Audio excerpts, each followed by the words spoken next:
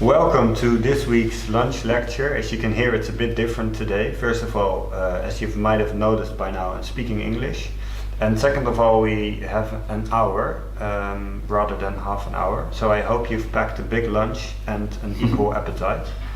Both changes have to do with our guest for today. He was the first official White House filmmaker under Obama.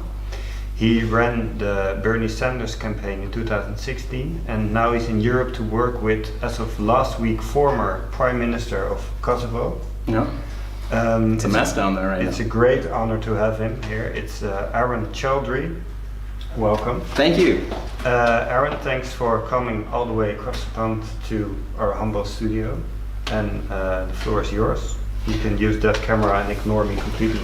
Hello, folks. I don't want to ignore you completely, though. And thank you for inviting me. And thank you for inviting me to speak on a topic that allows me to break outside of my normal zone, which would be talking about narrative and creative messaging. And I think a lot of things that we will touch on here. But it might make sense to, even after this, if folks want to follow up on those things, we can maybe provide some links. And I might turn to apologize to the crowd out there. I have two glitchy video files, so I will simply have to describe to you at those points what those would be. And I'm also very happy to pass the link on to you so that so that we can take care of it. But there's a lot to talk about, and so I do want to dive in. And I think I've tried to condense it into sort of 10 ways that campaigning can exist and thrive in the age of coronavirus, in the age of civic unrest, and frankly, in the age of Trump, which I would just use as shorthand for the reverse 1848 nativist windfall we find ourselves in all over the world. There has been a lot of things proven and a lot of things disproven by that, but I do want to, give you just a point of, next slide. Look. You thanked me to coming over from America, and that's great. As Ronald Reagan, I'm paraphrasing here, he said the most scary thing in the world to hear is, I'm here from the United States and I want to help. I think a lot of digital campaigners come over here and they tell you that there's some great program y'all have to use, there's something you need to adopt that we figured out in the US, and we spend a lot of money in elections in the US, and so we do pressure test things, and it is a good laboratory. But politics just as much flows in the other direction, and I think that taking everything I say here, taking everything everyone says with a huge grain of salt is just extremely important, because there is no one-size-fits-all solution to anything in politics. So we see now, we feel like we're living in this bizarre world, right? Maybe a reverse of 1968, and we see people in the streets, all these things happening. But I'm here to tell you that actually politics and messaging hasn't changed at all since 1968. And to prove that, we're going to watch two videos from the American election in 1968, the first one from Republicans.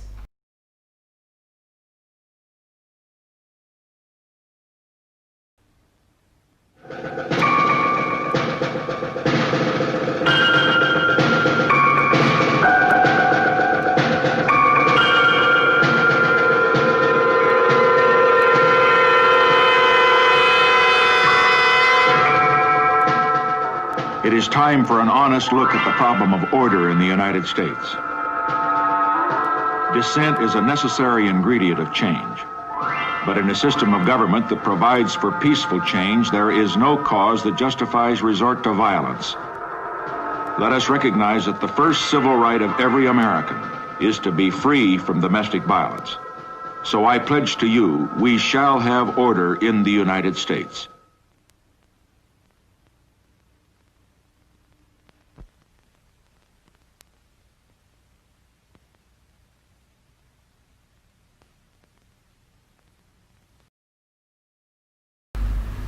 So that's pretty heavy stuff, and I can think that we see echoes of it, whether you're watching Salvini's media or watching Donald Trump.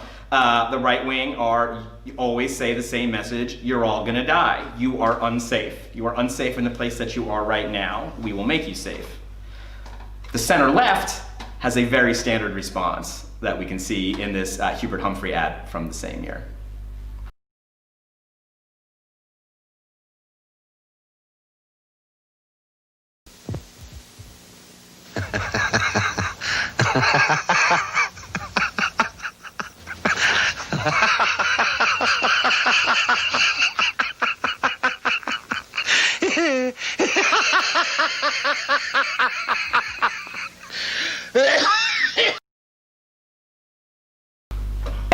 be clear, 1968 is a classic year for very good political ads, but the song remains the same. One side, you're all gonna die, and the other side is, look how ridiculous these people are. They are worthy of ridicule. I am simply laughing at them. And you can see how these communication strategies, however disciplined, are always gonna leave people behind, because on one hand, you're just stirring people up, and on the other hand, you know, whether it's deplorables, whether it's 51% of Americans or this or that, demonizing people you actually want to vote for you is not a good strategy. I would advise Joe Biden to stop telling people, for instance, not to vote for him, because that is simply not how human beings win elections. As you'll see on this next slide, we're gonna celebrate this. So the way that human beings do win elections is what we're here to talk about today. And we're here to talk about a post-broadcast world. That means that we are now making content that needs to be dominant and needs to be upfront, because we're in a situation in which people are not able to go out as much. And so we have to acknowledge that the digital experience, the post-broadcast world we live in, is real. That when someone has a Zoom funeral, that it means something. You know, actually, like, take a look at this next slide. This was the military photo of the year 2013 or something. This woman is sleeping in front of her husband's casket. He's been killed in Afghanistan. And she's got her computer out because she's Skyping with her kids to mimic the way that she talked to him when he was in Afghanistan. And so this sort of online experience of her husband for her is real. It is the most real thing. What digital is not is an arms race, right? You hear a lot, especially coming out of the state. We reached 3 billion people online. We knocked on 20 million of their doors. Like, if any of this stuff like mattered, then all those people would win elections instead of losing them. So that's not what digital is. What digital is an opportunity to bring people in, and instead of forcing them to enjoy the content that you're forcing them to have, to create content that is so compelling that they will actively seek it out. Like this otter wearing 3D glasses. You want charming, compelling content. We know how this works. We know how to bring people together. We know how to make mass mobilization happen. We know how to make that a network of people. We call it movement building. So let's just quickly say all the things that we know before we start talking about those 10 things that we need to change. We know to meet people where they're at. Find people online, doing the things they're interested in. You don't need me to tell you this. You target people based on their interests, based on their geography. You make sure that you always match the message to the messenger, right? And you do that not based on anything except for pure, unbridled narrative. That's why we have this guy here, Aristotle, right? Like, you know, this is something I could go on about if we were doing a different talk, but Barack Obama mom jeans, as we see him right here, is a more clickable, more popular image to raise money for Barack Obama than him, you know, shooting Osama bin Laden in the face. Because Obama, family man, is actually the narrative. His story is not the first black man who became president. His story is a man who had a sort of strange and imperfect family who through, you know, transformation now has the most perfect one. And so if you look at any, you know, Obama content, Obama pictures with the family will always be the other ones because that's the narrative, right? You can take somebody like Bernie Sanders, right? He's the opposite. Nobody knows how old Bernie Sanders is. He could be 1,000 years old for all anyone knows. Like, he's been exactly the same all the time. He's a constellation in the sky of different issues. Now, that's his narrative. What falls outside his narrative, terrible to say, his youth. And so when you say people like, oh, Bernie has a problem with black people and all of these kind of, you know, strange things for someone who was extremely active in the civil rights movement, unlike most of his other opponents, the reason is because it's not part of the narrative. It doesn't stick because it's not part of the narrative. We always remember that class is a thing, we always remember that race is a thing, and we always remember that they intersect together. One might say that remembering they intersect together in a place like Milwaukee, where you have black factory workers, could make up the entire difference in the 2016 election, but I'm certainly not here to say that. And then the latest and greatest thing that we all know how to do is relational organizing, right? This is the newest, best thing out of America. I hope some of you ask questions about it, although I'm not an expert like I would encourage you, and that is making folks take their own network seriously, pressure their own folks to go out and vote, all of these things.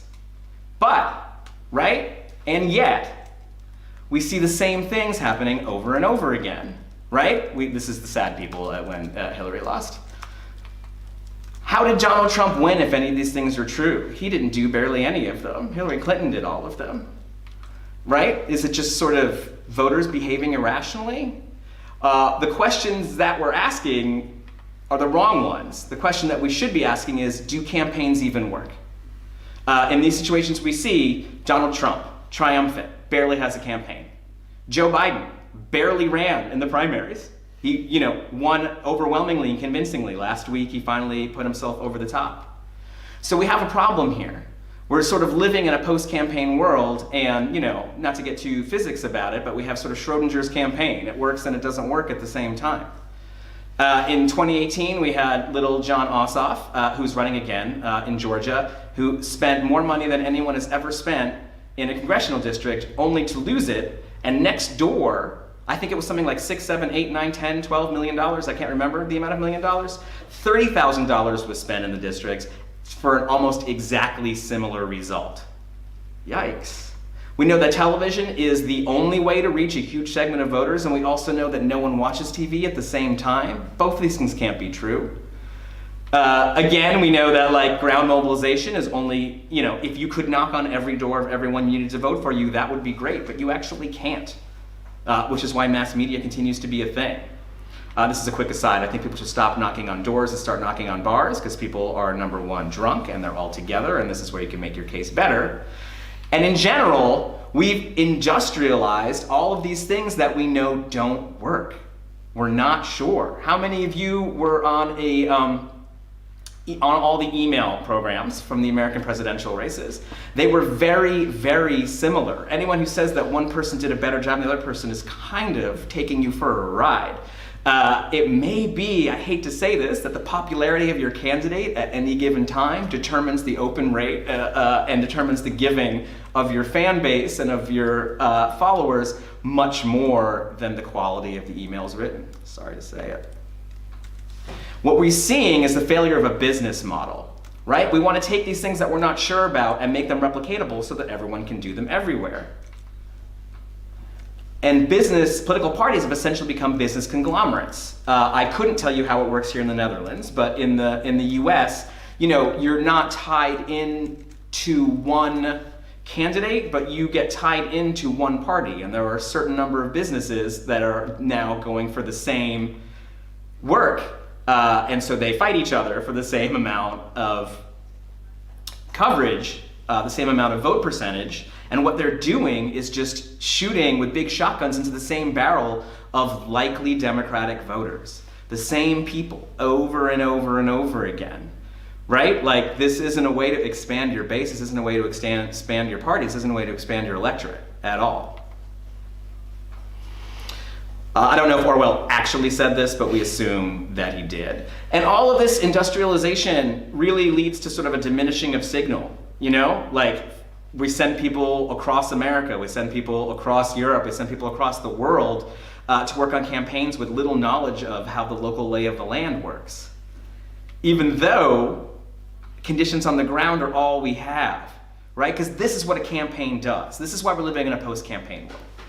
Campaigns deal with conditions on the ground. You fight the good fight, you do all the tools that I just mentioned, you do your best, and then when you lose, you say, well, it wasn't the right year, it wasn't the right time, it wasn't the right conditions. This is a disease of the center-left only. The right wing simply tilts the playing field.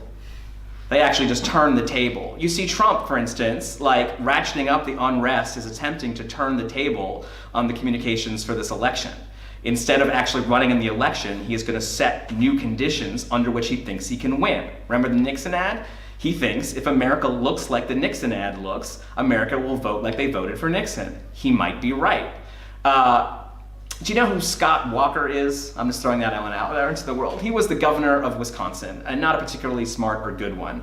But everyone thought he was some genius because he was Republican from Wisconsin. He was wiping out all these, labor laws, and Wisconsin's a place that's a very progressive background.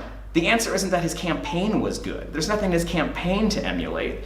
It was 40 years of the Koch brothers, two of the richest people in America, constantly telling a story that unions were bad and that you should have the freedom to work on your own and all of these things. They created the conditions where some mediocre guy can then become the governor of the state who holds the views that they care about. They're tilting the playing field.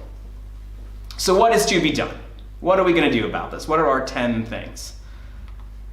1, we're going to fight symmetry. And as we know, because I said it, symmetry is the last refuge of incompetent scoundrels and Wes Anderson, who was a particularly odious filmmaker to me. We are asking people to fight a symmetrical war. This is immoral.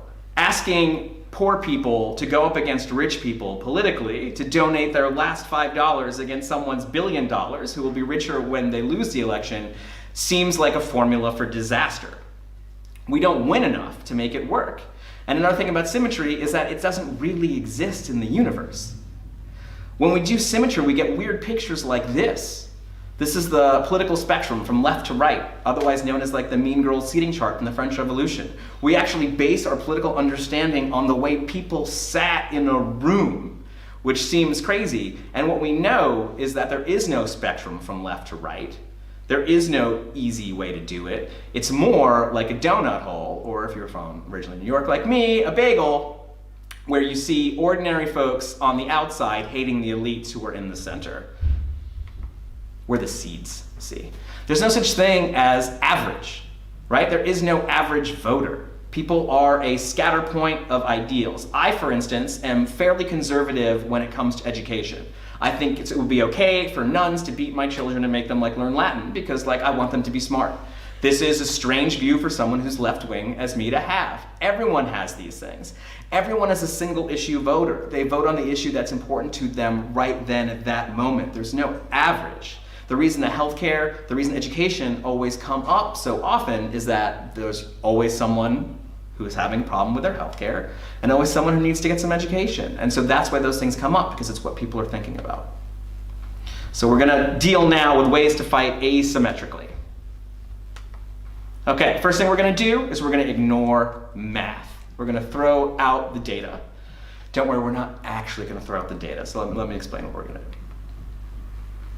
Politics is alchemy. It is not science. You are guessing at things, you get information back, you change a little bit. You're always changing more factors than you can ever have. People who talk about, data-driven decision-making are often not being really truthful. We've only had in America, for instance, 45 presidents, and that's extremely small data. There were only, 150 Roman emperors, and that's really small data. None of this actually adds up to anything. Every single thing is idiosyncratic. And let's be totally frank, sometimes data sucks, because where do we get it from? We get it from focus groups, in which I can tell you, having visited a lot of them, the focus group tells you the last thing that you told them. Do you think that the bold taste of McDonald's new coffee is bold? Wow, I really thought it was bold. That's a focus group. That's the whole thing. And the rest of data we get from Facebook, from a company that probably doesn't have your best interests at heart. And I'll explain to you one of the ways in which we make really bad decisions based on bad data we get from Facebook. So Facebook lies about the number of views you get on any given video by an astronomical number. If you are just scrolling by, they say that you watched it. So now this tells all of the smart digital campaigners that people are watching a lot of silent videos. They aren't watching as many silent videos as we think they are. They're just not watching the videos, and Facebook is saying they're watching the videos. We now have a whole genre of silent video with gigantic titles that, if you go by the rules of art, are terrible because they would never convince anyone unconvinced of anything. Because we are predators, we are not prey. We take in all of our persuasive, emotional, decision-making information through our ears and none of it through our eyes. When you hear, whether it's a twig in the woods or the strike of a high heel on the sidewalk in a film noir, audio is what informs us that the herd is in danger, that we have to do something about it. It's audio. We are monkeys, we use audio. The other thing that the bad data tells us is about the timing of videos, right? You know what? The 1-minute version of your video isn't performing as well as the 30-second version, which isn't performing as well as the 15-second version, which isn't performing as well as the 5-second version. The math tells me that if I make a 0-second version, an infinite number of people would have watched it. So maybe I should not make a video and just have that happen. No, the answer is they didn't like the video. Therefore, the shorter it was, the more people finished it because nobody liked it. If they liked it, they'd watch the whole thing. So make videos people want to watch the whole thing. People talk about attention spans. Attention spans are shorter than a goldfish. Within 5-second ads is the new thing online, right? Make me a 5-second ad. And yet, Most of you, probably especially in quarantine, watched an entire season of a show on Netflix this weekend. Sounds to me like your attention span is increasing and not decreasing. It just sounds like all of this content we make sucks. Europe has been at the forefront of proving this. Our friends in Norway with their slow TV. I recommend everyone catches the train, the train show. It's like 9 hours long, just going up a train, and it is glorious. So, data is not useless. Data is a psychedelic experience. What do I mean by that? You take some data, you go into a crazy new world where you learn things, and then when you come down from that, some of it was interesting, you look at your notes, you wrote some of it down, but then you go back to live your life the normal way that you did it. I'll give you an example on the Obama campaign. You know, we did find out some interesting things. Like the average person watching our videos was 40 and not 20. That was surprising. We didn't know that. You know, with Bernie it was the opposite. It turned out they were all 20 and not 60, which is what we thought initially was going to happen. So you have to listen to these things, bring them back to the village, but be humbled and be true to yourself. Okay. We also need better casting. We need better candidates. Too often we are running mediocre candidates and expecting them to perform like Alexandria Ocasio-Cortez. And I use her specifically as an example because we think that we're reaching out and trying to make like a really diverse set of people, but what we're actually doing is showing the same people over and over again. And this is, again, a sickness of the center left, is we only put forward professionals. They're lawyers, doctors, architects, it can be anything, engineers, that's an exciting one, but they're always the same. They aren't bartenders, they aren't construction workers, they aren't working class. So we're asking for working class votes without having working class faces, and naturally it doesn't work. In America, and in many places in Europe, this works very well because we don't actually talk about class at all. Everyone in America is middle class. I don't know if you all know that. It's actually true. There's no one who is rich and there's no one who is poor. But we need to just remember that there is wisdom in the masses, and that we should have more faith in working class and working class candidates. Because as Jim Gaffigan said, has your mother ever made anything as good as McDonald's French fry? And the answer is no. Working class values. Okay, the art of politics, right, is communicating dignity. It's not stuff. This is part of the problem with not having working class candidates, is we don't have their perspective. And so we often have this argument about like the party of free stuff versus the party of no free stuff. And this is a very, very stupid argument that you've seen very much upended in the age of Trump. Because self-interest is always second to your immediate dignity. Immediate thing of what you want. Why is this important? When you're trying to convince someone who has done something as crazy as vote for like an extreme right-wing person who doesn't represent their views and is leading them down a crazy path, you have to be able to tell them a story that was the right thing to do last time and is the wrong thing to do this time. You can't just say that was wrong, don't you know it's not good for you? Okay, step 4, we're gonna practice radical authenticity. And look, you don't actually have to be Barack Obama to get this done.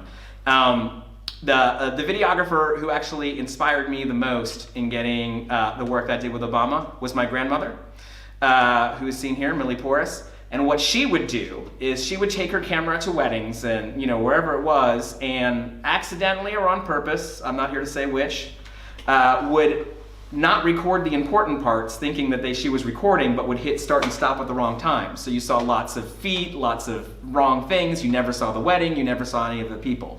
But what you did see are the moments in between.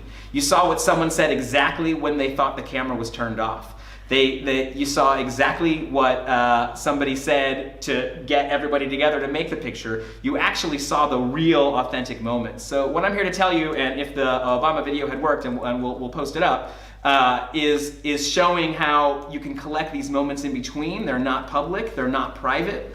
They are the moments that connect that, and they are essential to authenticity, because only an action can be beautiful, and only an authentic action is a beautiful action. The next thing I was going to show you was someone who, I was going to show you this beauty in a more sublime way with Chris Christie, who I would say in 2008 was the other YouTube star. He isn't nice. He's not a lot like Barack Obama. He just yells at people, mostly teachers and teaching unions. But again, it's very compelling television, and we'll pass it around. You have an authentic candidate, but you're trying to run them in this world, it's morass, no one believes anything, you know, the elites, everyone's very anti them. It's about authorship also. Too often we have these third-person explainer videos where just some disembodied voice is telling you what to think, what to believe. You need to know where the video or the piece of content you're watching is coming from. It needs to seem hand-painted. One of the things that we say is gritty is the new glossy. If something is super slick, it's not as believable as if it has a couple of warts in it. Because it takes a grain of sand to make the pearl. See, that's what that represents there. What does that represent when you're making a video?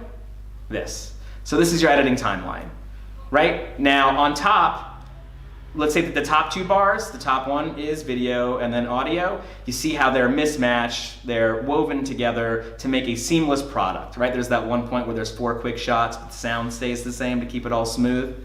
That's great, that's called a real movie. The bottom is what I make when I'm working with a candidate, which is a series of disconnected shots. Boom, and you can hear the audio change every time there is a different take. What does that allow you to do? It allows you essentially just to assemble the 5 things that someone can do. A politician can only speak to the public in 5 ways. They can hold a press conference, they can do an interview, they can make a speech, they can do a direct to camera. That's when you like look right down the camera and you're like, we're gonna bomb Libya in 10 minutes or whatever. And then there's the sort of casual backstage voice, which is a lot of what we pioneered with Obama and with Bernie and with some of these other folks. When you have I'm gonna go back, when you have this timeline, I can simply set all of those things right up in a row and make what I would consider to be a perfect political movie. Candidate gets out of the car in first shot, says, hey, we're here to talk about jobs, can't wait. Then all of a sudden he's on stage, you know, we're here talking about jobs. Third one, he's talking to someone backstage who was on before. I don't know if you heard, but I was just talking about jobs. Then we see, you know, maybe a wide shot of them talking to a reporter. Well, I think it was really important today that we came to this town and talked a lot about jobs. Now I've talked about jobs 5 times in a row without it being annoying to the viewer because it will each be in 5 different contexts and 5 different voice, and we'll have this break in between so you blink and feel relaxed. And what does this allow for? This allows for insanely nimble editing. Right? Once you're not trying to make a linear experience for people, you can simply take the best things and put them in a row. And as Sergei Eisenstein said, ruthlessly suppress the insignificant, which is the best definition of editing that I've ever heard. I think I'm actually going to skip this because I think we're running a bit behind. But one thing I do want to say, oh, we're all good? Okay. I must be talking fast then. I apologize to all of you nice people who are sticking with us. So, we have an audience who doesn't really want content. We're trying to deliver it to them. We need to also streamline the decisions we make into what kind of content we're going to make, right? And I would separate this out into feeling content and into thinking content. And I think one of the things that's important to understand is the overlap between those, right? You'll see me talk a lot about, oh, feelings first, and we're convincing people, and when you're explaining, you're losing, and all of these things. But process itself is all, this didn't age well. I got cops on there, that's bad. Process itself is a feeling, right? Like just the idea, this is why police procedurals are so popular. And it's funny, now people are like, we should stop watching police procedurals. And you're like, nobody watching them wanted to be a cop. Nobody watching any of the 3 cooking shows we have in America wants to be a chef. It's just that watching people do things gives us a warm, safe feeling like being in the back of your parents' car on a rainy drive. Right? It's just sort of like the adults are in charge, this feels good, this goes down smooth. Process is a feeling. So if we take all of that together, we can start making asymmetrical content. That's going to be item number 6. See, the cat is attacking the elephant. That's the asymmetrical thing. It's very cute. So instead of fighting symmetrically, we have to fight where we can win, right? This is the idea behind choke point organizing, the idea that our systems in the modern world are actually extremely fragile and that you can get a lot of attention by going where they're the weakest. I think you saw this in a lot of ways in places like Standing Rock, around pipelines, other things like that, that you can get a bigger lift by kind of by having this natural point where the system that you're trying to change is at its weakest. Another thing to do to fight asymmetrical content is to go farther upstream to affect your content. What do I mean by that? I'm going to describe a phenomenon that we call the Keegan-Gudis bank shot. He is someone who I worked with at Revolution Messaging. He's sort of an advertising guru. And what the Keegan-Gudis bank shot is, well, let me give you an example. Let's say we were trying to raise awareness around an issue of reproductive rights. You could advertise to activists, to your people who might be interested in that kind of thing, who watch those sort of television shows, and spend a decent amount of money making a ring around that. Or I could take a very small amount of money and go to the top of the mountain and advertise top of mount culture and I'm most worked up about abortion. And that's the right wing, right? So I could actually advertise to people who don't want the content a bunch of sure that they will share it. WTF, why am I being served this ad? This is crazy, and start kicking up dust, and the boulder comes down the mountain here, and by the time your allies rush in, enough noise is being made that perhaps you can bring in new people at a much, much lower cost. And that is the Keegan-Gudis bank shot. Asymmetrical content is never going to be that same day perfect thing that you made. I think I'm really excited about these about these small victories that we have. You know, someone announces something stupid and we buy the website and we put something up that same day, and it's like, it's great. You've won the news cycle, you've made some noise, maybe even raised some money. But when you are inside the news cycle, you really miss the forest for the trees.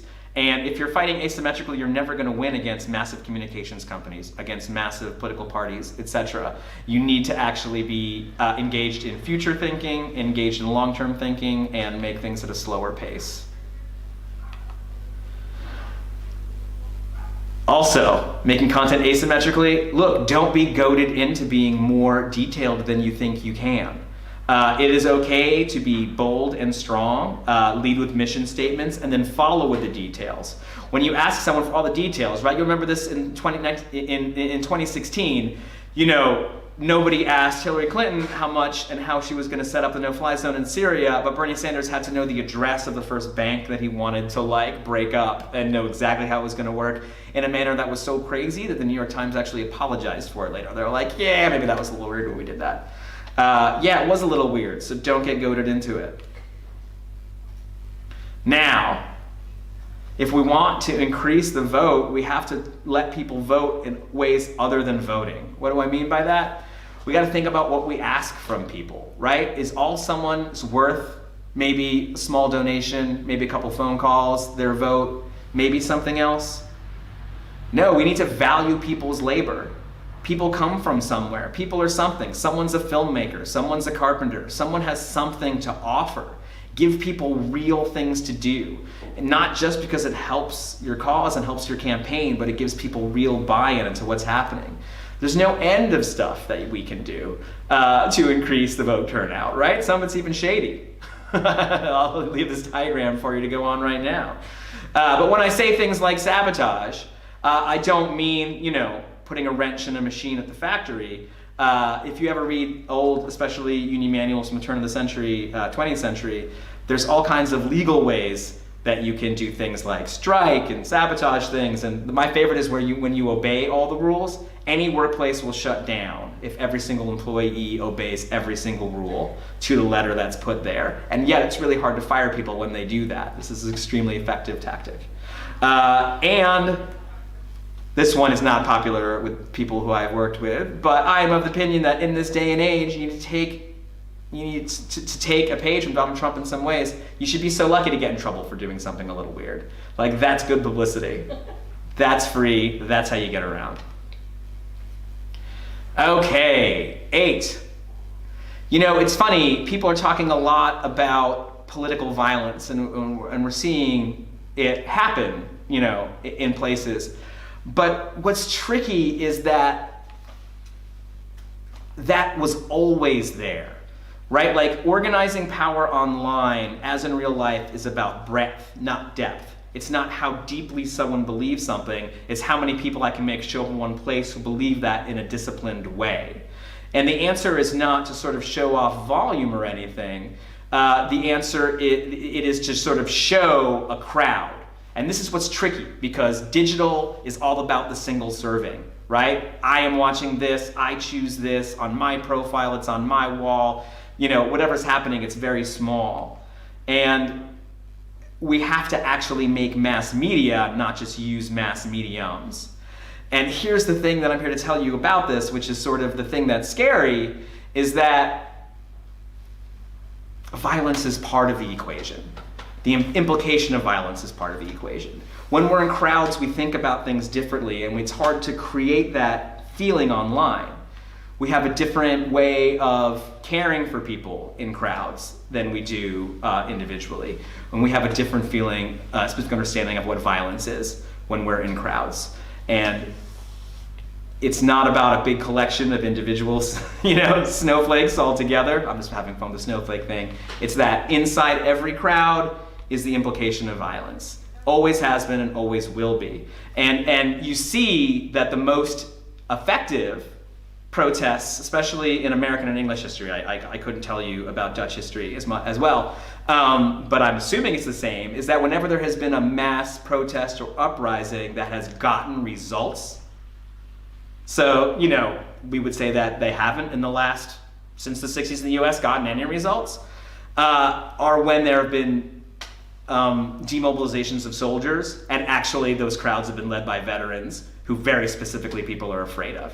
Whether it's after the Civil War, whether it's 1832 in Great Britain, these things are always led by veterans, and it's because there's that implication of violence and war in it. 8. Oh, did I name 2 of them 8? I may have. We'll have to go back and check that out. Permanent campaign. And this is a specific sickness over here in Europe, I'm here to say, in which there's an on-season and an off-season, in which we relax and then we ramp up. Oh, we'll release our manifesto and then we'll start campaigning. That is not how the other side works out about it.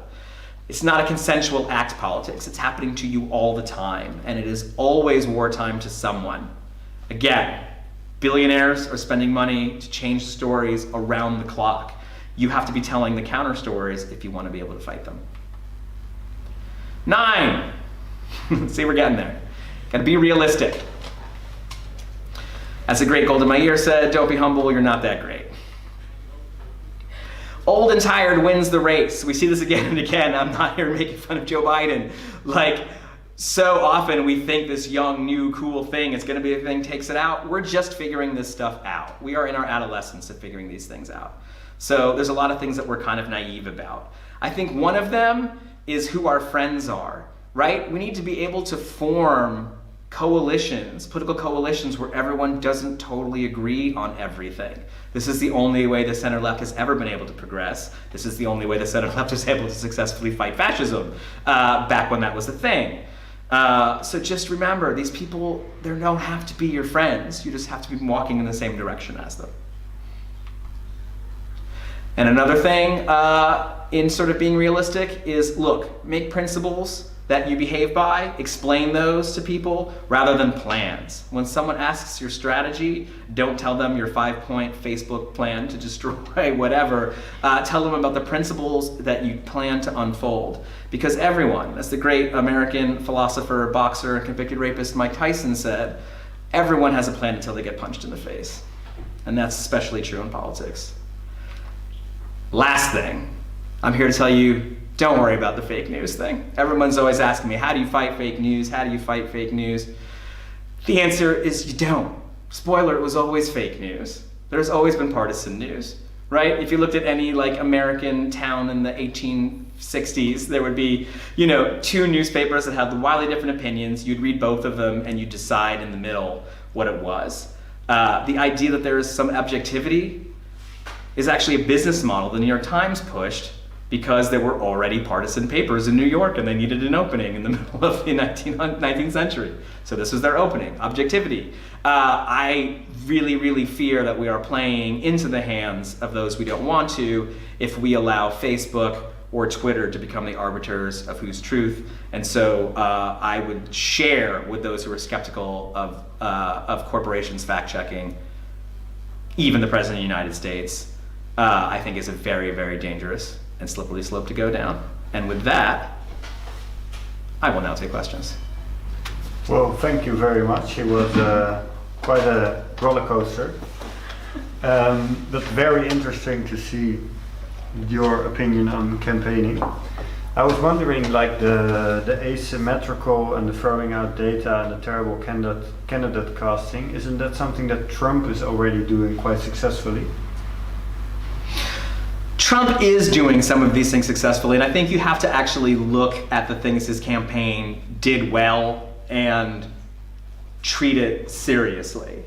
I mean, the one way that he was really able, the one thing that he is undoubtedly extremely talented at is just commanding media attention at all times. And the media, despite the decentralization, despite being online, despite all these things that we talked about, is still the referees of politics, and they still decide kind of, who's in and who's out. And as long as Donald Trump is able to make those kind of noise, he's doing it.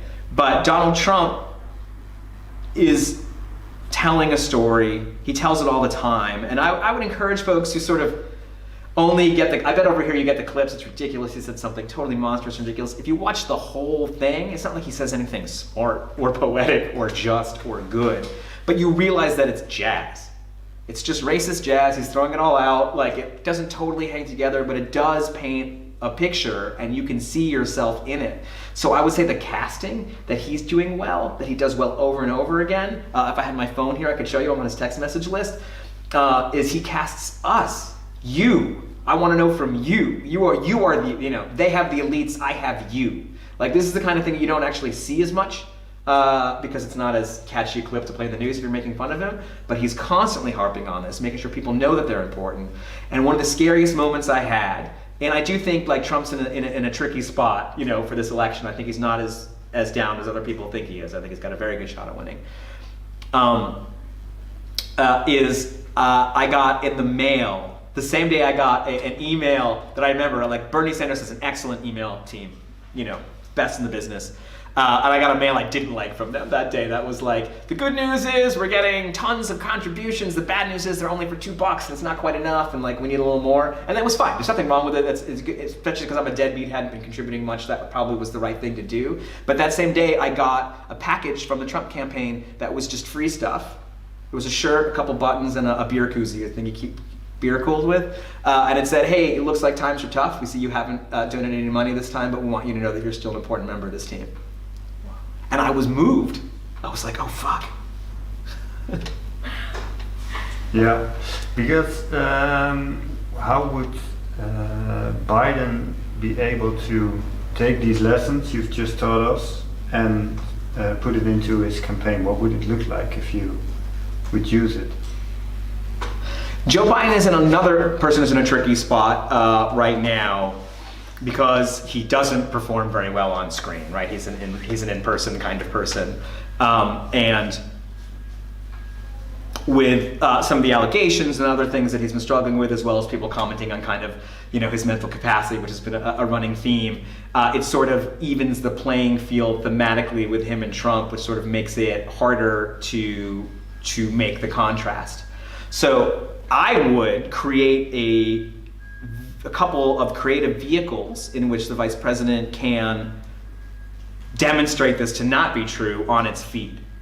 So like, why not, instead of being like, we just see him every day talking about, this or that, why not have a regular thing where he's interviewing other folks and surfacing other people and seen to be actively listening to things. I think this would be a good way to have him out there without, number one, ratcheting up the gaffe machine to like 12, but also bringing people into the party, activist by activist. You're not sure Joe Biden's listening, well, you know what, we're actually gonna give you 45 minutes where he has to listen because you're all gonna be on the air together. And I think even kind of couching it that way, right? Not pretending everyone's totally on board, actually actively acknowledging that there's some work to be done.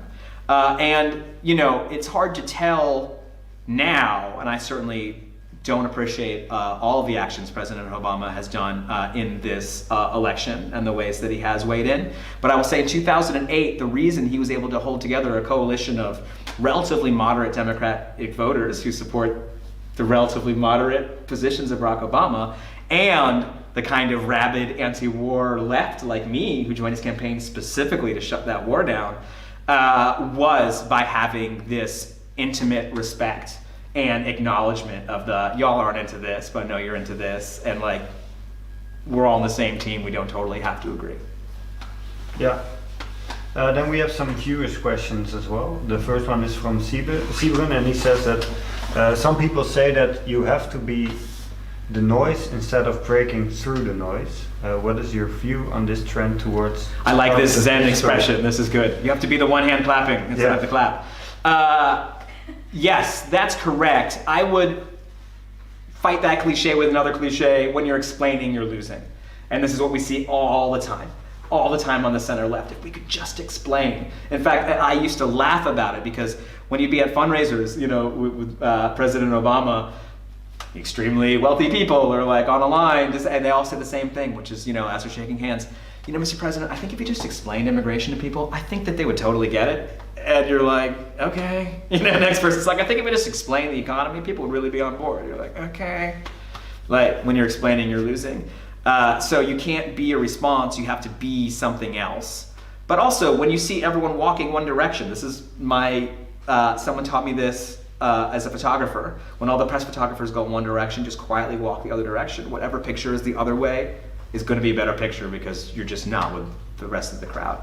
You also have to be like that a bit. You have to just, if everyone is not doing something because, oh God, we can't like disturb Christmas, then send your thing out on noon on Christmas Day. Just blast it out when you know that they're not there, because actually nobody really cares about this stuff that much. It's just about finding those openings when people aren't getting a lot of noise.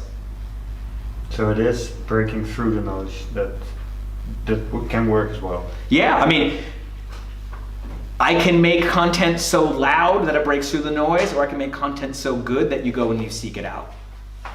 Yeah. So I want you to cut through the noise. I'm not gonna, you know, I'm gonna give you a reason to. I've actually made something that you want. Well, I think is a very satisfying answer to the question. Then there's a question from Haptamu, and she says, hi Arun, in your experience, do you think that it's possible change created by the Obama campaign came too fast? And is the reason for the electoral contra-reaction that made populists like Trump win in the Western world? Change came too fast under Obama is a critique I have not heard very often. In fact, usually it's the opposite. You know, especially from folks like me, there was more we could have done, maybe more we should have done. I think the 2008 election was the end of a certain kind of election, the end of people sort of thinking that there was this ooey gooey center in which you had the most sort of number of people, and that it was all a neat little bell curve, and you got to portion out your sides and sort it out. And I think, you know, Obama kind of overturned that, and also showed that you could put together new coalitions with even diverging opinions, right? And so this was super important. However, I think upon governing, and sort of when all of the excited people left the campaign, there was kind of a swell in of very sort of normal, typical government Democrats, and there was a fear to upset the apple cart. I remember, again, people would have honest conversations about it. I remember we were at the G20 someplace once, and I actually really loudly was like, this thing is stupid, and they spent a lot of money on this, and what the hell's the point? And all the decisions are made before we even get here anyway. And everyone's like, shut up, Arun, you know, but actually, like, after on the president, we're like, now let's talk, like, you know, like, no, this is what it is, and kind of, you know, explain. But you could see that, like, behind it all is just a resignation of, this is how it is, let's do the best we can with the card we're dealt. Trump's not like that, and I think there's something that we can learn. It's that all of these customs and things that we've just sort of taken for granted, he's breaking all of them. Some of them are bad, some of them are good, some of them are neither, but just he is actually pressure testing what was kind of an assumed system that didn't really have implicit rules and laws.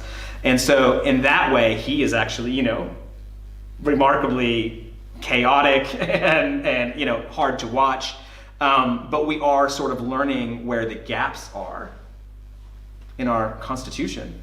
Like, shouldn't we explicitly write the president shouldn't have a hotel where he can let people do things? Like, let's write it in there. Like, let's not like imply that anymore. All kinds of things like this. So I do think that Obama was a careful animal when he was in the China shop. He didn't want to break anything. And Trump is more like the elephant. Yeah, and the people have come along where the people want to break more things. Yeah. Whether it's our policing system, whether it's any number of things. Is there any, I don't know how well you're informed about European politics, but do you think there are politicians here that run good campaigns?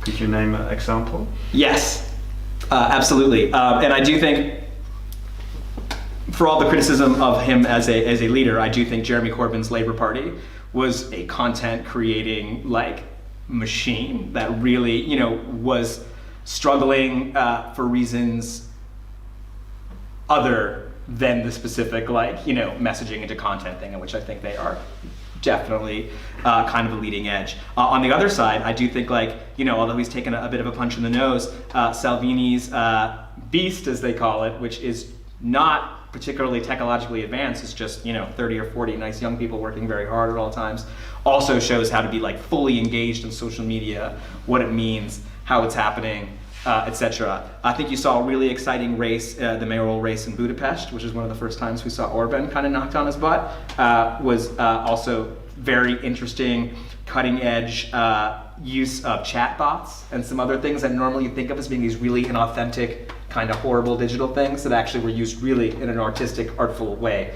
by the folks in Hungary. I think there's good stuff happening. I think that coming off of the crisis, the ability, which doesn't happen now, of pan-European communications, of pushing the European project, of pushing certain solutions for the European project, trying to influence Brussels from a mass campaign that's not done through governments, hasn't ever been successfully done in this continent, as far as I'm concerned.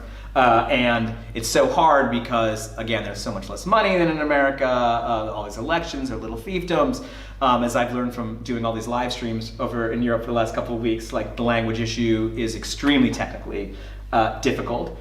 But we have to figure out ways to make pan-European content, pan-European distribution networks, if the European project is going to transform into something really good. Yeah, thanks for the answer. Then there's a question from Peter, and he asks, would you consider it possible that the elections are going to be postponed due to a second outbreak of the coronavirus? And if so, which party will benefit from that? I think I really don't know. I think that in the next, if they really do want to postpone the elections, they're going to have to start making more noise about it soon, because otherwise I think there'll just be a lot of resentment around moving it. And it really does seem like there are reasonable ways that we have enough time now to figure out how to conduct an election safely in coronavirus. But that being said, there's nothing more dangerous than a wounded animal, and I think our president is behaving like one, and this could definitely be a decision that I think he would certainly have no trouble making or justifying to himself to postpone or cancel the elections.